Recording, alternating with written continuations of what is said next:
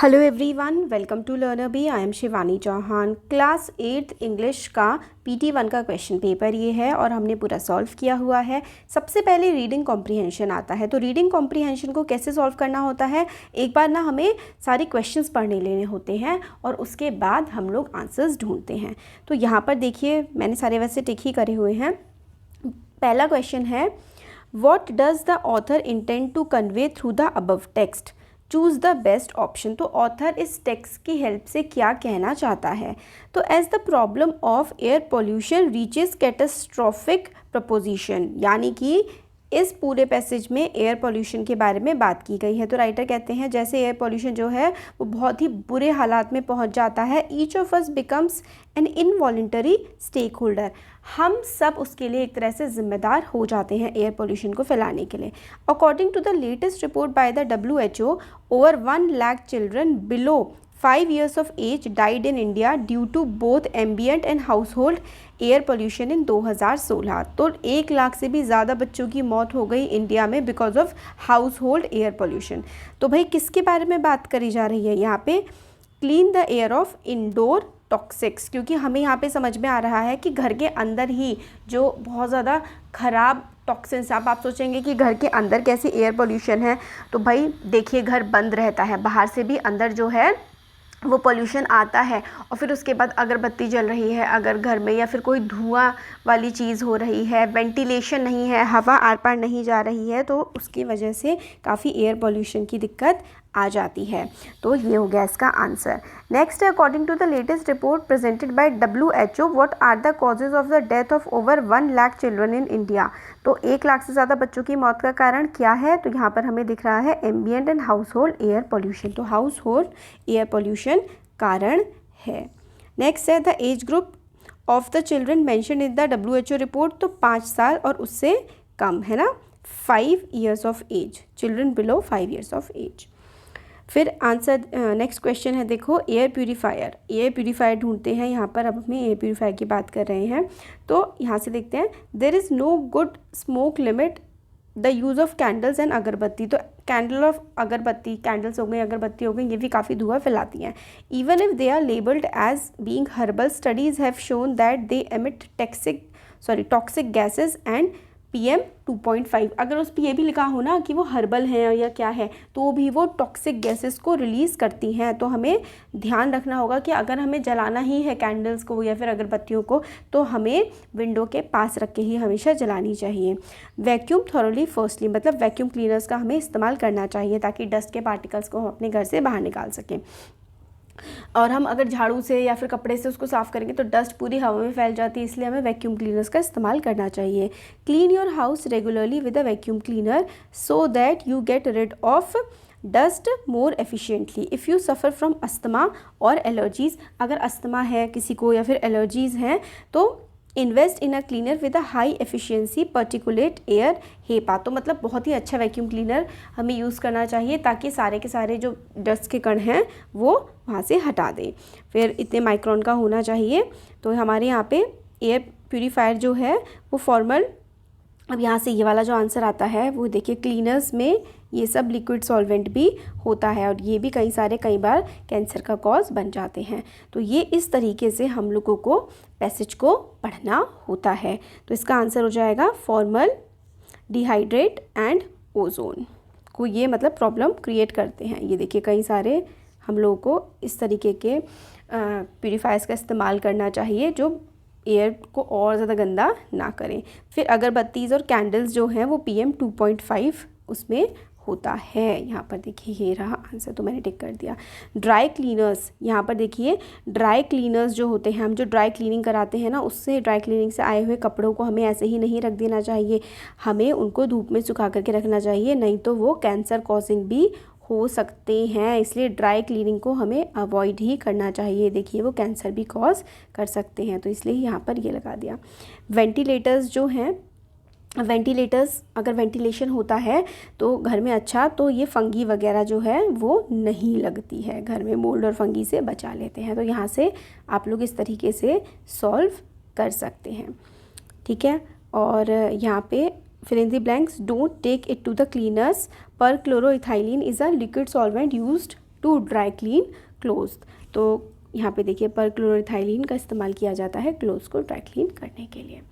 अब देखिए आगे देखते हैं। असर्शन एंड रीज़न में ये बोला गया है कि देयर इज़ नो, कोई स्मोक की गुड लिमिट तो होती नहीं है, और फिर भी कोई भी मतलब जैसे कि अगरबत्ती हो, कैंडल हो, वो PM 2.5 तो एमिट करते ही करते हैं। तो दोनों के दोनों सही यहाँ पर हो जाते हैं। और यहाँ पे फर्स्ट में आ जाएगा वैक्यूम। वैक्यूम थॉरोली, मतलब पहले अच्छे से वैक्यूम करना चाहिए ताकि हम लोग डस्ट पार्टिकल से छुटकारा पा सकें। अब हम राइटिंग सेक्शन में देखते हैं कि क्या पूछा गया है। तो you are Rohit Sharma, monitor of class 8th, ठीक है, आप मॉनिटर हैं क्लास 8th की, स्कूल का नाम दिया हुआ है।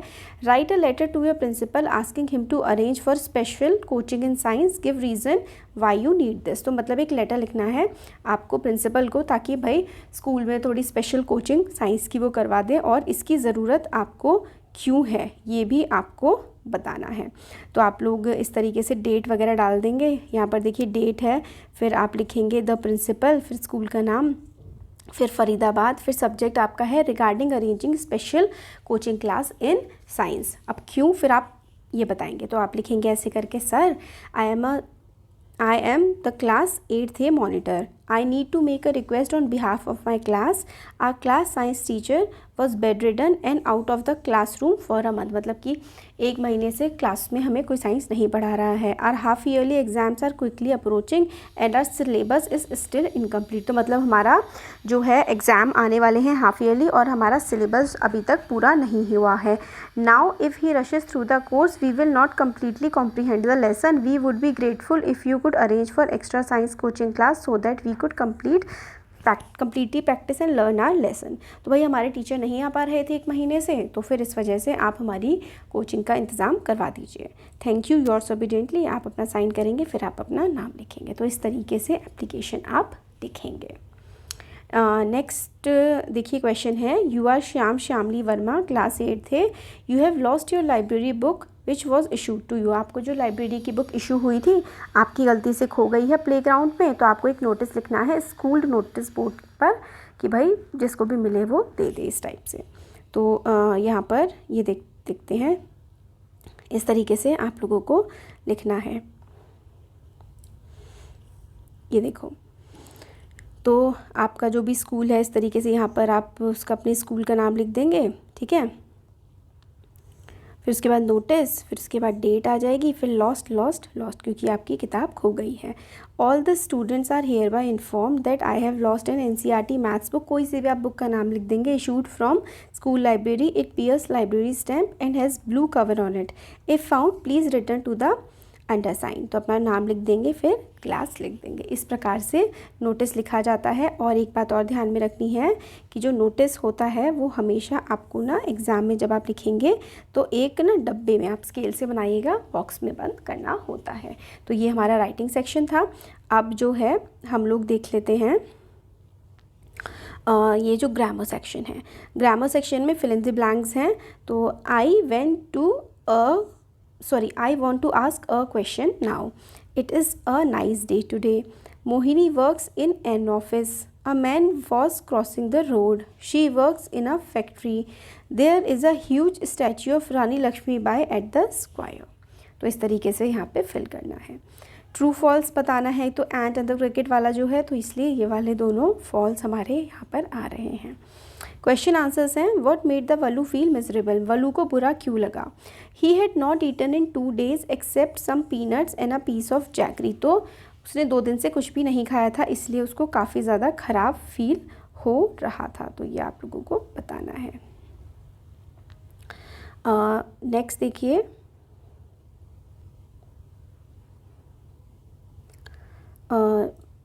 on one occasion the children said how happy we were. Later they said how happy we were there.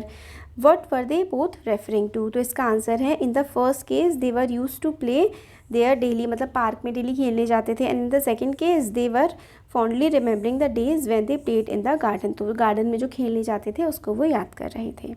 How did the jinn know the horse was complaining against the camel? क्योंकि जिन पूरे के पूरे जो है डेजर्ट का रखवाला था, guard करता था, इसलिए जिन को पता था कि किसके बारे में कंप्लेन की जा रही है। तो horse told the djinn that camel had not done any work since morning. He was in charge of all the desert and knew everything happening in relation to the desert. तो जो जिन था वो पूरे के पूरे डेजर्ट का in charge था, इसलिए उसे पता था कि भाई डेजर्ट में क्या हो रहा है। नेक्स्ट क्वेश्चन है, I found Burlington house nursing home easily. ये जो आपके चैप्टर में से है ना, तो चैप्टर में से फिलिप्स लिए गए हैं। आई spotted it in a junk shop in Bridport, तो जो फर्स्ट चैप्टर है उसमें से लिया गया है। I remove the roll top completely, one of the Germans was waving a bottle above his head. और ये क्वेश्चन आंसर देखिए कि camel was looking at his own reflection in the pool, what does it suggest to you about the camel, what according to the djinn was the use of hump. तो ये वाले questions आप लोग खुद से try करेंगे, almost easy ही हैं। तो ये सारे के सारे जो है क्वेश्चंस पूछे गए थे एग्जाम में, आपके लिए भी बहुत ज़्यादा ये बेनिफिशियल हो सकते हैं। ज़रूर इसको प्रैक्टिस करके जाइएगा। इसका PDF आप लोगों को हमारे टेलीग्राम ग्रुप पर मिल जाएगा। Thank you.